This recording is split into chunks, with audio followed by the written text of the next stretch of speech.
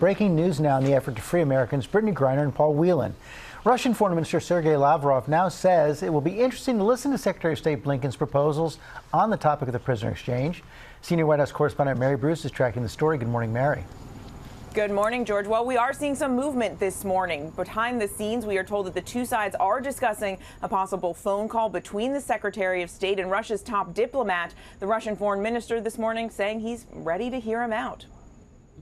This morning, Russia is ready to talk. Foreign Minister Sergei Lavrov announcing they're working to schedule a call with Secretary of State Antony Blinken to discuss a possible prisoner swap. Lavrov saying this morning it will be interesting to listen to Blinken's proposals. Russia's top diplomat had been playing hard to get. His spokesman saying just yesterday he would pay attention to this request when time permits. ABC News has confirmed the Biden administration is offering to exchange notorious Russian arms dealer Victor Bout for former Marine Paul Whelan and WNBA star Brittney Griner.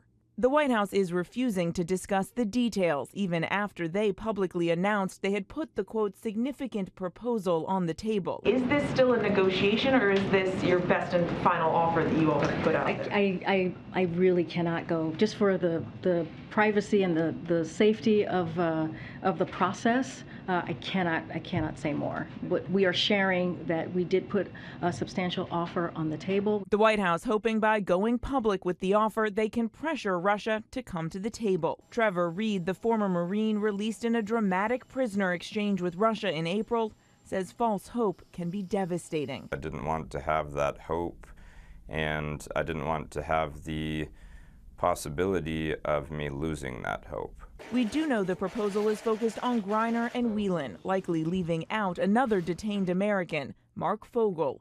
His sisters speaking out. It is not an exaggeration to say a 14-year sentence is a death sentence for him. And he needs to be part of this deal. Fogel, a teacher, was detained last August on drug charges, similar to the charges against Griner. His lawyer says he was carrying a small amount of marijuana used for chronic back pain, but a Russian judge sentenced him to 14 years in a prison camp. Mark is wrongfully detained, and we want to get him out.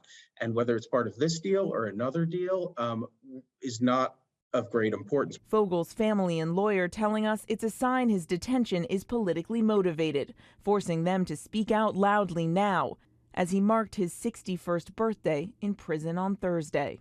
Happy birthday, Mark. Yeah.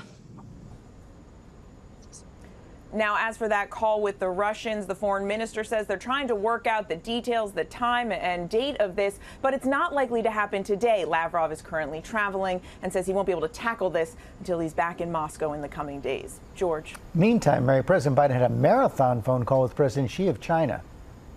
George, they spoke for over 2 hours yesterday. This comes amid reports that Speaker Pelosi may be paying an official visit to Taiwan. That is putting the U.S. and this administration in a very uncomfortable position. The president has said previously that the U.S. military thinks this would be a bad idea, and China has made clear they would view this as a provocation. The Chinese warning the U.S. yesterday after this call that, quote, playing with fire will set yourself on fire. A lot at stake here. Sure is. Mary Bruce, thanks very much. Well, hey there, GMA fans. Robin Roberts here. Thanks for checking out our YouTube channel. Lots of great stuff here. So go on, click the subscribe button right over here to get more of awesome videos and content from GMA every day, anytime. We thank you for watching, and we'll see you in the morning on GMA.